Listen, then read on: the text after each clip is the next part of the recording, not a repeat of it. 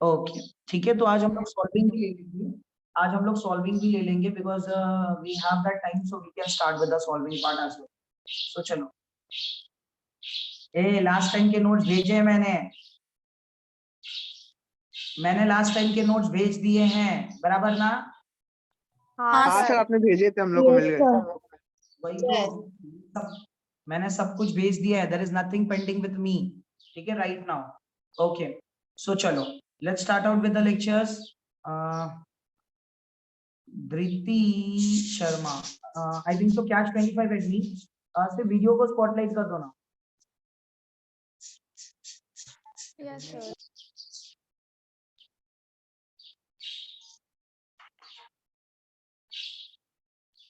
ठीक है, good, thank you.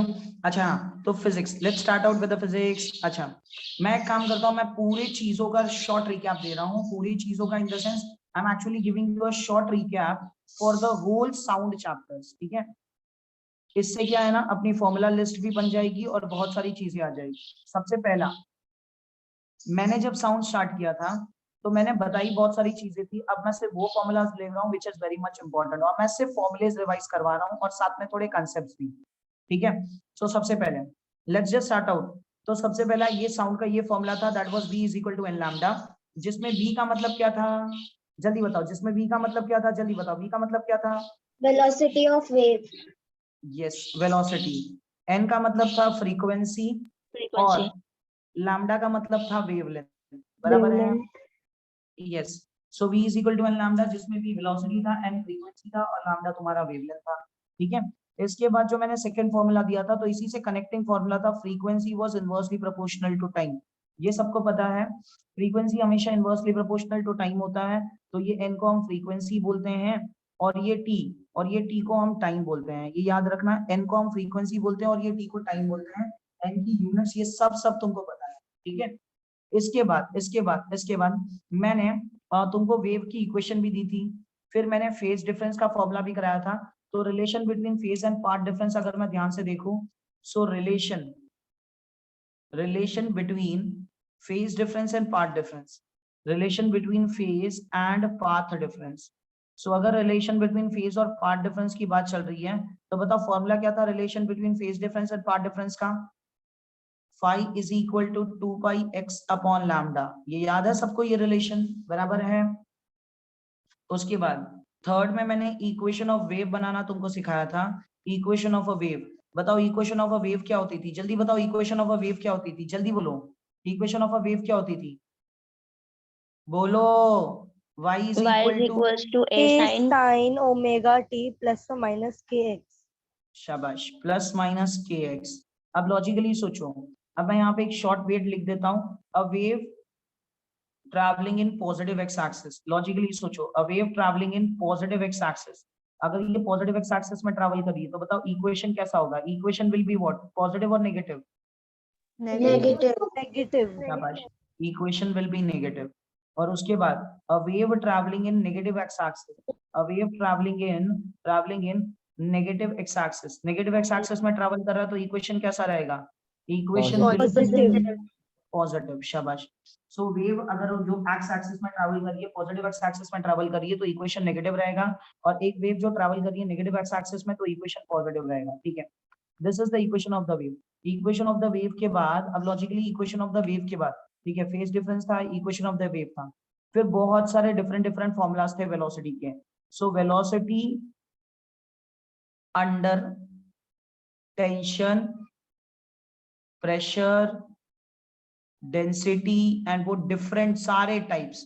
सो याद करो, सबसे पहले ये सारे जो फॉर्मुलेस थे, ये सारे फॉर्मुलेस एक ही जगह पे लिखूंगा।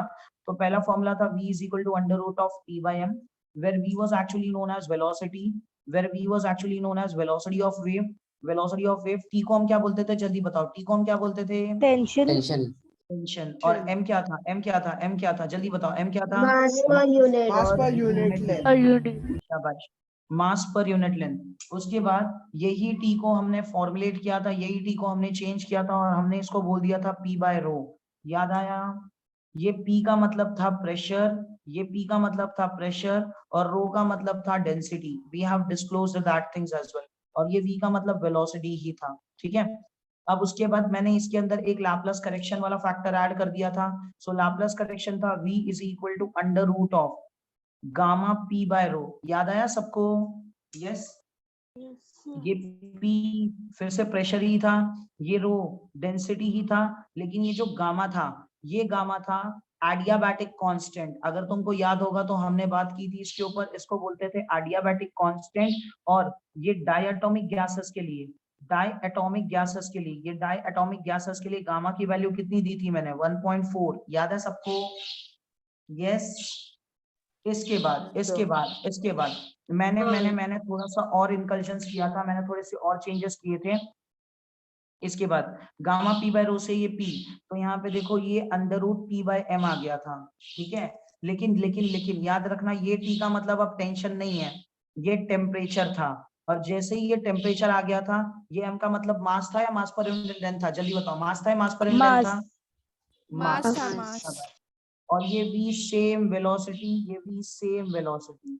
अब इसके अंदर मैंने बल्क मॉडुलस, शियर मॉडुलस ये सब भी दिया था। सो यहाँ पे ध्यान से देखो, for bulk modulus, for bulk Young's modulus that is modulus of elasticity, और शियर मॉडुलस, ये सब मॉडुलस के लिए मैंने एक ही फॉर्मूले दे दिए थे। और ये याद रखना, ये सारे फॉर्मूलेज हैं, तो याद करो v is equal to under root of p के जगह मैं सारी चीजें सब्स्टिट्यूट करता था, तो मॉडुलस ऑफ इलास्टिसिटी सब्स्टिट्यूट किया तो e बाय रो, या फिर मैं बोल सकता हूँ v is equal to under root of b by rho that is bulk modulus of 1 rho, या फिर मैं बोल सकता हूँ v is equal to under root of eta by rho. ये सबको पता है। अब हर एक में चीजें अलग अलग हो जाएगी। e का मतलब होता है मॉडुलस ऑफ इलास्टिसिटी, पता है सबको? ये कराया था मैंने, बराबर है ना? यस। इसको हम बोलते थे, आपने कराया था ये, क्या बोला? अंधेरी वेस्ट ब्रांच में आपने कराया था ये। सब जगह कराया था, ये नहीं कराया था क्या नहीं मैंने? सर, ये नहीं कराया था आपने। अच्छा ठीक है, मैं तुमको, हाँ नहीं चलेगा, कराया था। अगर नहीं कराया है तो मैं तुमको एक शॉर्ट में छोटा सा नॉर्मल सा स्वीट सा बात बता देता हूँ। अब मुझे एक बात बताओ, क्या तुमको पता है शियर मॉडुलस, बल्क मॉडुलस? अच्छा छोड़ो, क्या तुमको, हाँ सर, बता है। अच्छा शाबाश। अब मुझे एक बात बताओ, हाँ, अब मुझे एक बात बताओ, what is the formula for Young's modulus? Young's modulus का फॉर्मूला बताओ क्या होता है? So force upon area Force upon delta area. L upon into L upon delta L. तुम कितना रटते हो, सीधा सीधा कोई भी मॉडुलस आया ना, कोई भी मॉडुलस के लिए हमेशा याद रखने का फॉर्मूला एक ही होता है, stress upon strain. Stress upon. बराबर है कि नहीं बराबर है? यस। Yes, sir. जिसमें प्रॉब्लम क्या है पता है? स्ट्रेन की अगर मैं बात करूँ ना, स्ट्रेन की, तो स्ट्रेन इज डायमेंशनलेस है। क्वांटिटी, याद है? यूनिटलेस या डायमेंशनलेस क्वांटिटी, बराबर है? यस। और स्ट्रेस का Yes. फॉर्मूला होता है force upon area, which can be also denoted as pressure। बराबर है कि नहीं बराबर है? यस। Yes. अब तुम खुद सोचो, क्या प्रेशर का जो भी यूनिट रहेगा, क्या वही यूनिट यंग्स मॉडुलस का रहेगा? बराबर है कि नहीं? क्योंकि स्ट्रेन तो यूनिटलेस क्वांटिटी है, तो जो यूनिट प्रेशर का वही यूनिट यंग्स मॉडुलस का, बराबर है? Yes, sir. Yes, sir. So you can replace pressure with Young's modulus or modulus of elasticity.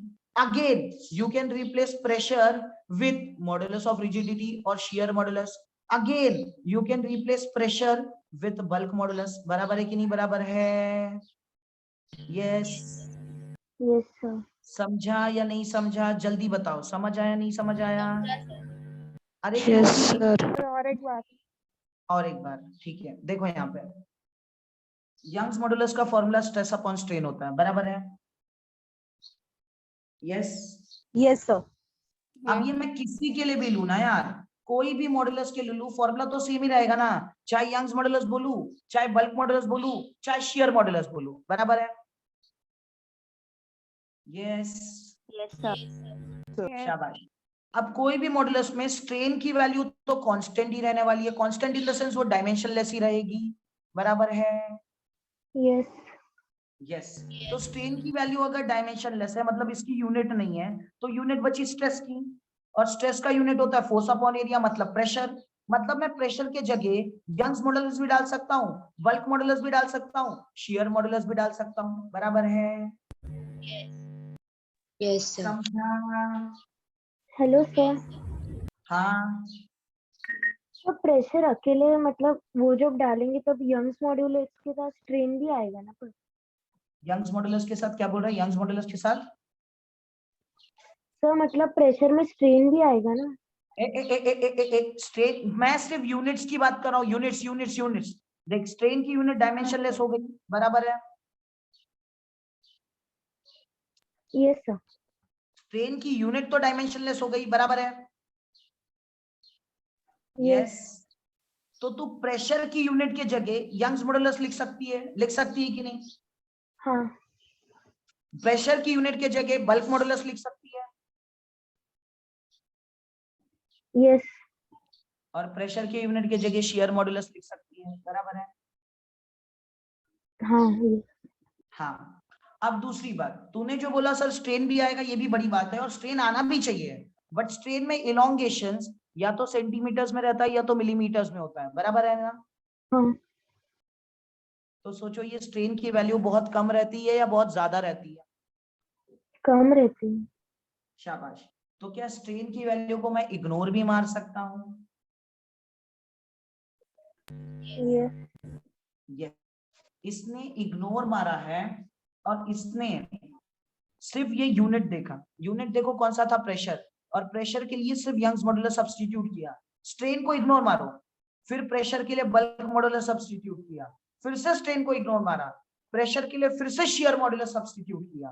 क्या बात सबको क्लियर है? Yes sir. इसीलिए यहाँ पे ध्यान दो, इसीलिए देखो यहाँ पे मैंने यही फॉर्मूला उठाया और देखो मैंने कोई चेंजेस नहीं किए, मैंने सिर्फ प्रेशर की जगह देखो मॉडुलस ऑफ इलास्टिसिटी डाल दिया, बाकी ये रो वैसे का वैसे ही। प्रेशर की जगह देखो बल्क मॉडुलस डाल दिया, बाकी रो वैसे का वैसे ही। और प्रेशर के ही जगह मैंने शियर मॉडुलस डाला है। क्या बात समझी सबको? यस। अरे समझा या नहीं समझा? यस समझा सर। क्योंकि यहाँ पे मैं स्ट्रेन को नेग्लेक्ट कर सकता हूं, क्योंकि स्ट्रेन का मतलब है पहले तो यूनिटलेस क्वांटिटी है और दूसरा इलोंगेशन भी बहुत छोटा होता है, बराबर? हाँ यस सर। समझा या नहीं समझा? जल्दी बोलो। समझा सर। यस सर समझा। एक और बार, एक और बार, एक और बार, या समझ आया? समझ गया सर। पक्का? सर एक बार और बता दो।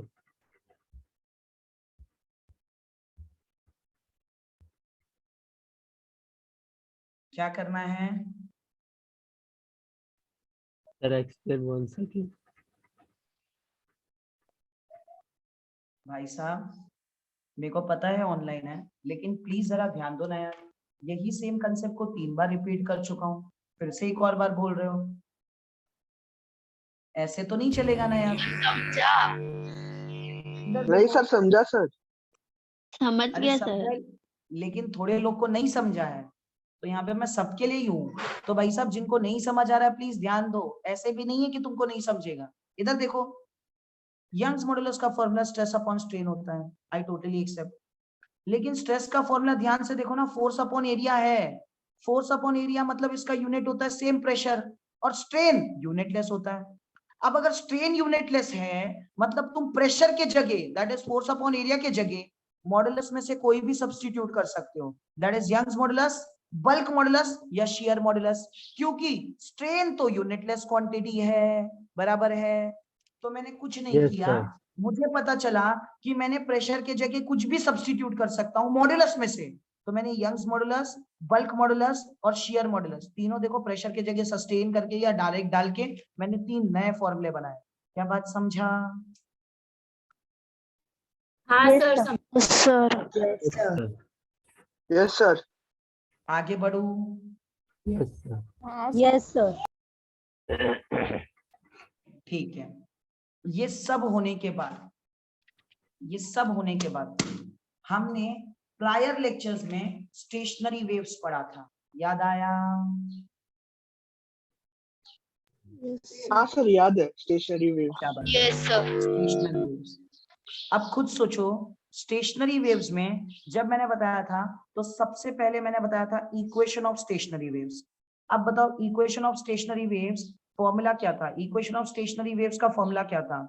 इक्वेशन ऑफ स्टेशनरी वेव था 2a cos 2 pi x 2a upon cos 2 pi x lambda lambda into sin into omega sin t. t। क्या ये बात सबको याद है? यस। हाँ 2a sir. cos 2 pi x upon lambda into sin omega t, ये पूरे स्टेशनरी वेव का इक्वेशन था।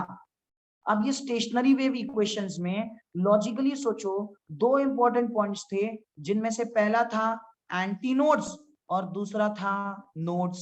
याद है? Yes yes. हाँ सर। समझा? हाँ। सर अब एंटी नोड्स स्टार्ट होते थे 0 से, बराबर है? यस। यस देखो देखो देखो, हाँ बोल बोल बोल।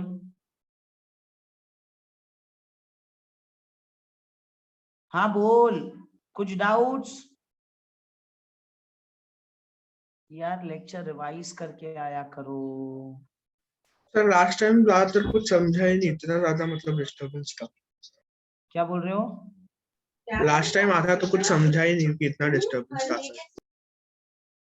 आधा कुछ समझा ही नहीं, इतना डिस्टरबेंस था? वाह ग्रेट। ये तुम ये लेक्चर में बोल रहे हो। 10 बार वहां पे पूछ रहा था समझ आया समझ आया समझ आया, अब हाँ बोल रहे थे। अब देखो, याद करो स्टेशनरी वेव्स ऐसी ही बनाई थी मैंने, बराबर है? Yes sir. हाँ सर। यहाँ से मेरी स्टेशनरी वेव स्टार्ट हुई थी, ये था 0। बताओ सबसे पहला कौन आया था? एंटी नोड्स, बराबर है? Yes yes sir. Yes sir. अब बताओ ये पॉइंट्स को क्या बोलते थे? नोड्स या एंटी नोड्स? Nodes. जल्दी बताओ। Nodes nodes. अब ये पॉइंट को फिर से क्या बोलते थे? नोड्स या anti nodes? Anti node. Anti nodes. तो इसको फिर से नोड्स बोलते थे और इसको फिर से एंटी नोड्स बोलते थे, और फिर ये नोड्स हो जाता था, बराबर है? यस। अब खुद सोचो, Yes, sir. सबसे पहला एंटी नोड आया था 0 पे, बराबर है? यस। अब खुद सोचो, ये 0 से ये डिस्टेंस कितना था? ये 0 से ये डिस्टेंस कितना था? जल्दी बताओ। Lambda by lambda by 4। Lambda by 4। और ये डिस्टेंस भी देखो लैम्डा बाय 4, तो टोटल डिस्टेंस कितना हो गया? Lambda by 2। Lambda Yes, by sir. Lambda by 2। Yes. So देखो 0 लैम्डा बाय 2, फिर आगे लैम्डा बाय 2 ऐड करते जाओ, मतलब लैम्डा, फिर 3 लैम्डा बाय 2, ऐसे अपना एंटी नोड्स आता रहेगा, बराबर है? यस। हाँ सर। शाबाश। और पहला नोड्स कब आया था? देखो पहला नोड्स आया था लैम्डा बाय 4 पे, बराबर है? मतलब अगर यहाँ से देखोगे तो ये वाला नोड्स था, बराबर है ना? लैम्डा बाय 4, फिर उसके बाद ध्यान से देखो एक लैम्डा बाय 2 ऐड हो गया था। सो लॉजिकली सोचो, पहला नोड्स था लैम्डा बाय 4, फिर एक लैम्डा ऐड हो गया था, मतलब कितना आएगा? 3 लैम्डा बाय 4, बराबर है? यस। सर। 5 लैम्डा बाय 4, फिर ऐसे डॉट डॉट डॉट डॉट ऐसे आता गया था, याद आया? अगर सर ये आपने याद 2 नहीं लिखे आ हुए रहा, हैं। क्या बोल रहा है? अरे सॉरी। हाँ, अगर ये याद नहीं आ रहा तो याद करो, मैंने एक सिखाया था conditions of nodes and conditions of anti nodes, याद है? Yes sir. सर।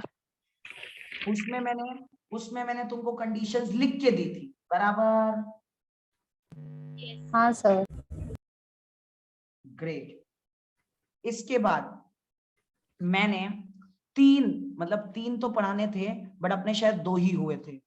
सबसे पहला मैंने बोला था वाइब्रेटिंग ऑफ अ स्ट्रिंग, याद है? वाइब्रेटिंग ऑफ स्ट्रिंग या वाइब्रेशंस ऑफ अ स्ट्रिंग। इसमें मैंने तुमको पहला, याद है?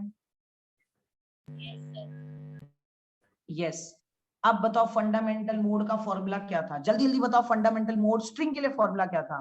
n is equal to 1/2l under root of t by m, बराबर? Yes sir. Yes sir. अरे बोलो, रिवाइज करके आया करो ना यार।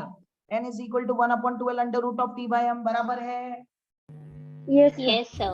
Yes, sir. अब बताओ, ये फंडामेंटल मोड था। अब बताओ फर्स्ट ओवरटोन। फर्स्ट ओवरटोन का मतलब क्या होता था? फर्स्ट हार्मोनिक या सेकंड हार्मोनिक?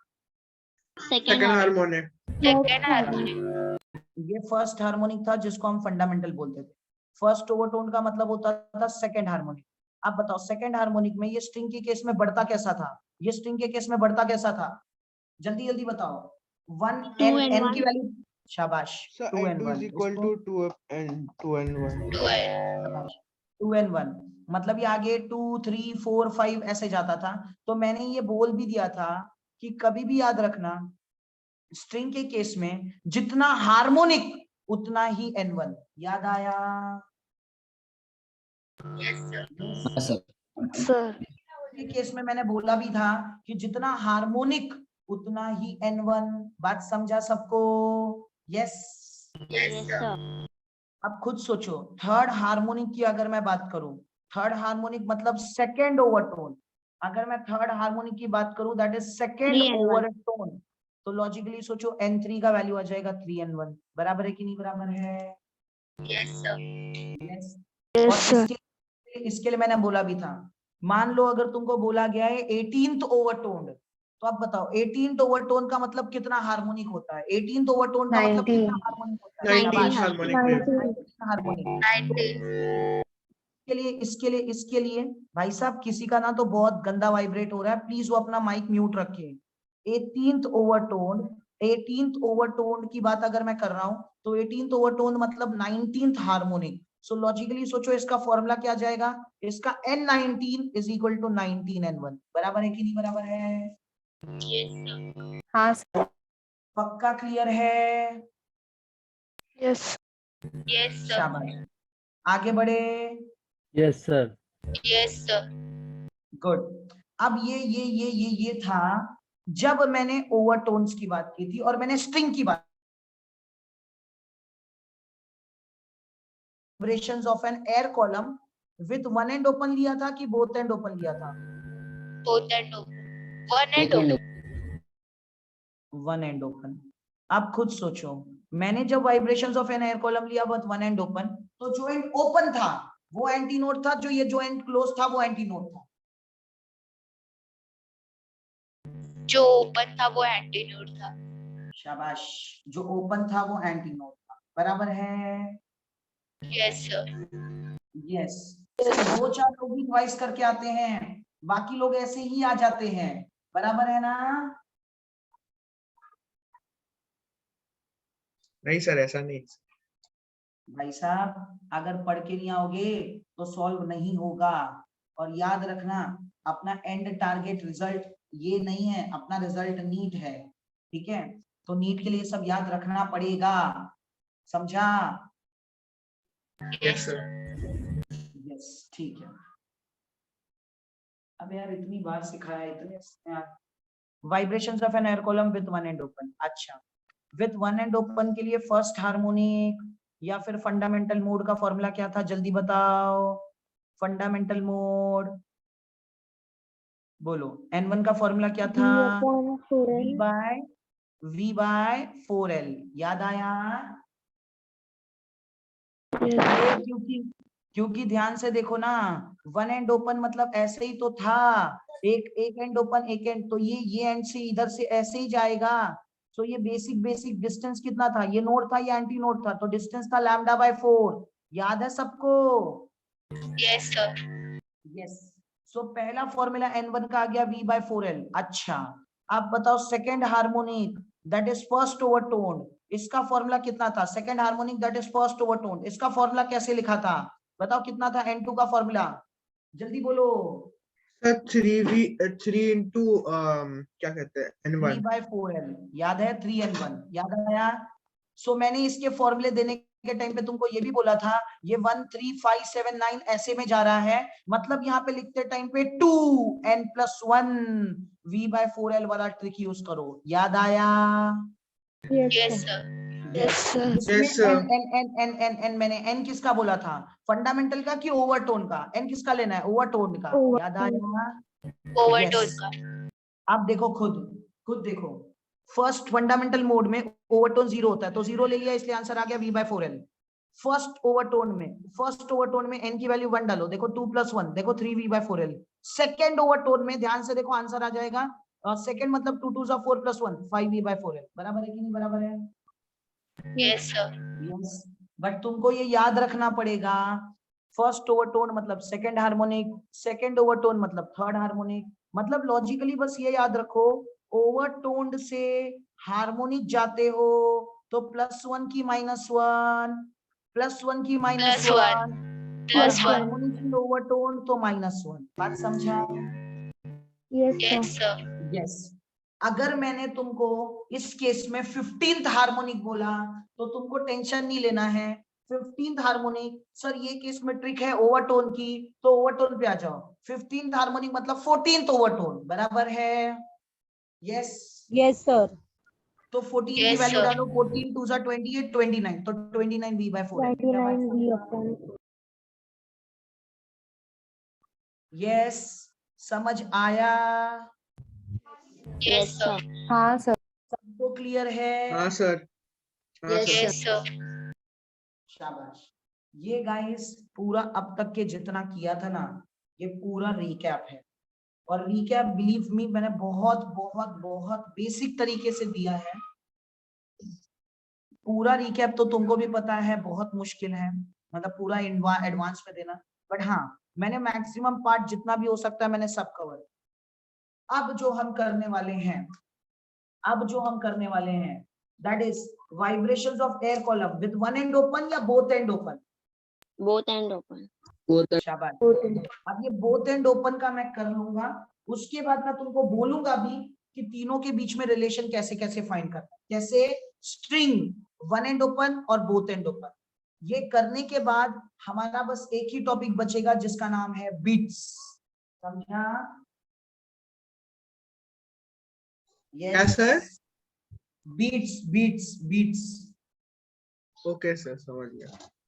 ठीक है, तो बीट्स का भी एक डेरिवेशन कर लेंगे, फिर वो टॉपिक हो गया तो मतलब हमारा हो जाएगा, फिर बचेगा हमारा सॉल्यूशन मतलब solving.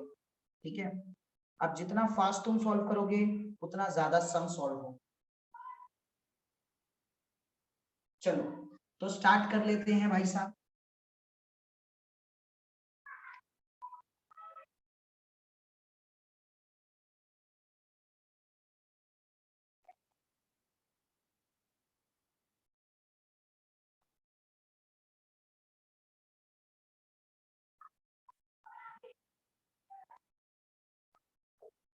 Vibrations of air column with both end open. अब मुझे एक बात बताओ, जो बोल रहे हैं कि सर पिछले लेक्चर में डिस्टरबेंस हुआ था, they can actually go through with the recordings and they can again understand the things what has been happened।